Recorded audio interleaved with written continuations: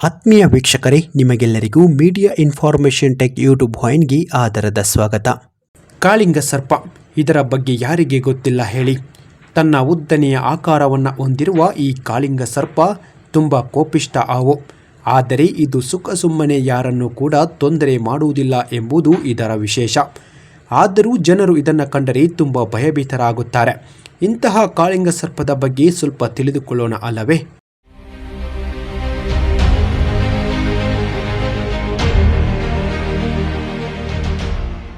ಹೌದು ಸ್ನೇಹಿತರೆ, ಪ್ರಕೃತಿ ತನ್ನ ಒಡಲಿನಲ್ಲಿ ಅದೆಂತಹ ಅದ್ಭುತ ಜೀವ ವೈವಿಧ್ಯತೆಯನ್ನು ಹೊಂದಿದೆ ಎಂದರೆ ಅದು ಮನುಷ್ಯನ ಆಲೋಚನೆಗೆ ನಿಲುಕದ್ದು. ಇಂತಹ ಅದ್ಭುತದಲ್ಲಿ ಹಾವುಗಳು ಕೂಡ ಒಂದು. ಪ್ರಕೃತಿಯಲ್ಲಿ ಕೆಲವೊಂದು ಸಣ್ಣ ಜೀವಿಗಳನ್ನು ಸಮತೋಲನದಲ್ಲಿ ಇಡಲು ಪ್ರಕೃತಿ ಹಾವುಗಳನ್ನು ಕೂಡ ಸೃಷ್ಟಿಸಿದೆ. ಅಂತಹ ಸೃಷ್ಟಿಯಲ್ಲಿ ಕಾಳಿಂಗ ಸರ್ಪ ಕೂಡ ಒಂದು. ಕಾಳಿಂಗ ಸರ್ಪವನ್ನು ನೋಡಿದರೆ ಸಾಕು, ಒಂದು ಕ್ಷಣ ಮೈಯೆಲ್ಲ ಗಡಗಡ ನಡುಗುತ್ತದೆ. ಬೈಕ್ಗೆ ಇನ್ನೊಂದು ಹೆಸರೇ ಕಾಳಿಂಗ ಸರ್ಪ. ತನ್ನ ಉದ್ದವಾದ ದೇಹ ಮತ್ತು ಸ್ಥಿರವಾದ ನೋಟದಿಂದಲೇ ಎಲ್ಲರನ್ನ ಭಯಭೀತಗೊಳಿಸುತ್ತದೆ. ಎಡೆಯನ್ನ ಬಿಚ್ಚಿ 19 ಅಡಿ ಎತ್ತರವರೆಗೂ ಭವ್ಯವಾಗಿ ನಿಲ್ಲುವ ಈ ಜಾತಿಯ ಹಾವು ತನ್ನ ಗಾಂಭೀರ್ಯದಿಂದಲೇ ಹಾವುಗಳ ರಾಜ ಎಂಬ ಬಿರುದನ್ನು ಕೂಡ ಪಡೆದುಕೊಂಡಿದೆ. ಈ ಕಾಳಿಂಗ ಸರ್ಪ ತೀವ್ರ ಸ್ವರೂಪದ ವಿಷ ಹೊಂದಿರುವ ಹಾವುಗಳಲ್ಲಿ ಒಂದು. ಬಲು ಅಪಾಯಕಾರಿಯಾಗಿವೆ. ಜಗತ್ತಿನಲ್ಲಿ ಅತಿ ಉದ್ದವಾದ ವಿಷಪೂರಿತ ಹಾವಾಗಿರುವ ಕಾಳಿಂಗ ಸರ್ಪ ಕಚ್ಚಿದರೆ ಸಾಕು, ಸಾವು ಖಚಿತ. ಒಂದು ಬೃಹತ್ ಆನೆಯನ್ನು ಸಹ ಕೊಲ್ಲುವಷ್ಟು ವಿಷವನ್ನು ಈ ಹಾವು ಹೊಂದಿರುತ್ತದೆ ಎನ್ನುತ್ತಾರೆ. ಈ ಹಾವಿನ ಇನ್ನೊಂದು ವಿಶೇಷ ಲಕ್ಷಣವೆಂದರೆ ಇದು ಸುಮ್ಮನೆ ಯಾರ ಮೇಲೆಯೂ ದಾಳಿ ಮಾಡುವುದಿಲ್ಲ. ಯಾವಾಗ ತನ್ನ ಜೀವಕ್ಕೆ ಅಪಾಯವಿದೆ ಎಂದು ಭಾವಿಸಿದಾಗ ಮಾತ್ರ ವಿಷವನ್ನು ಬಿಡುಗಡೆ ಮಾಡುವ ವಿಶೇಷ ಹಾವು ಆಗಿದೆ ಇದು ಕಾಳಿಂಗ ಸರ್ಪ. ಕಾಳಿಂಗ ಸರ್ಪವನ್ನು ಜಗತ್ತಿನಲ್ಲಿ ಅತ್ಯಂತ ಬುದ್ಧಿವಂತ ಹಾವುಗಳಲ್ಲಿ ಒಂದು ಎಂದು ಪರಿಗಣಿಸಲಾಗುತ್ತದೆ. ಇದಕ್ಕೆ ಕಾರಣ ಅವುಗಳ ಬೇಟೆಯಾಡುವ ರೀತಿ ಮತ್ತು ಜೀವನ ಶೈಲಿ. ಇತರ ಹಾವುಗಳಿಗಿಂತ ಭಿನ್ನವಾಗಿ ಕಾಳಿಂಗ ಸರ್ಪವು ತನ್ನ ಬೇಟೆಯನ್ನು ಬೆನ್ನಟ್ಟುವಾಗ ಅನೇಕ ತಂತ್ರಗಳನ್ನು ಬಳಸುತ್ತದೆ ಎಂದು ತಜ್ಞರು ಹೇಳುತ್ತಾರೆ. ಇದಲ್ಲದೆ ಕಾಳಿಂಗ ಸರ್ಪವು ವಿಷಕಾರಿ ಮತ್ತು ವಿಷಕಾರಿ ಅಲ್ಲದ ಹಾವುಗಳನ್ನು ಕೂಡ ಬೇಟೆಯಾಡಬಲ್ಲದು.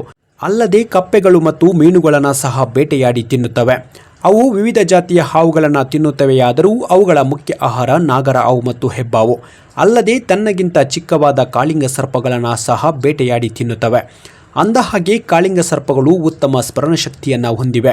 ಈ ಶಕ್ತಿಯು ಅವುಗಳಿಗೆ ನ್ಯಾವಿಗೇಟ್ ಮಾಡಲು ಮತ್ತು ಬೇಟೆಯನ್ನು ಪತ್ತೆ ಹಚ್ಚಲು ಸಹಾಯ ಮಾಡುತ್ತದೆ. ಕಾಳಿಂಗ ಸರ್ಪಗಳು ಕೆಲವು ಸ್ಥಳಗಳನ್ನು ಗುರುತಿಸಲು ಸಹ ಸಮರ್ಥವಾಗಿದೆ ಎಂದು ಸಂಶೋಧಕರು ಹೇಳುತ್ತಾರೆ. ಇದು ಅವುಗಳ ಬೇಟೆಯ ಕೌಶಲ್ಯವನ್ನು ಸುಧಾರಿಸಲು ಸಹಾಯ ಮಾಡುತ್ತದೆ.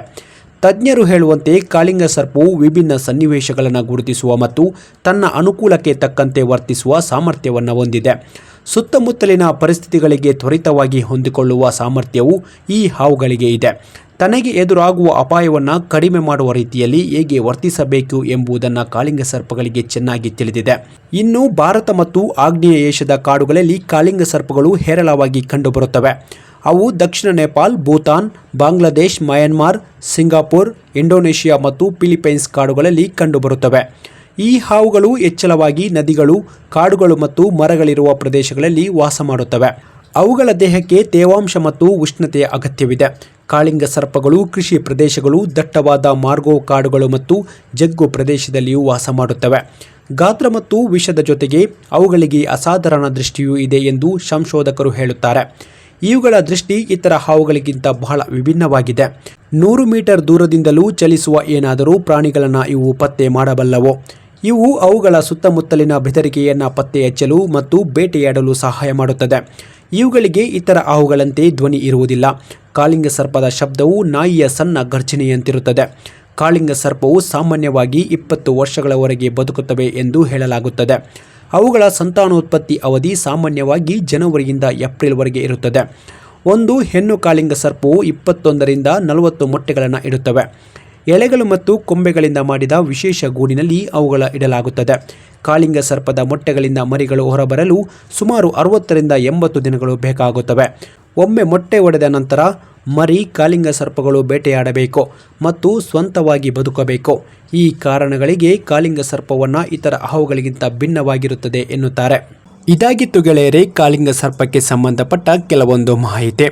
ನೀವೇನಾದರೂ ಕಾಳಿಂಗ ಸರ್ಪವನ್ನು ಹತ್ತಿರದಿಂದಲೇ ನೋಡಿದ್ದರೆ ನಮ್ಮ ಕಮೆಂಟ್ ಬಾಕ್ಸ್ನಲ್ಲಿ ಬರೆಯಿರಿ. ನಿಮ್ಮಿಂದ ಕೆಲವೊಂದು ಮಾಹಿತಿಗಳನ್ನು ನಾವು ತಿಳಿದುಕೊಳ್ಳುತ್ತೇವೆ ಎನ್ನುತ್ತಾ ಈ ವಿಡಿಯೋವನ್ನು ಇಲ್ಲಿಗೆ ಮುಗಿಸುತ್ತೇವೆ. ಜೈ ಹಿಂದ್, ಜೈ ಭಾರತ್ ಮಾತೆ.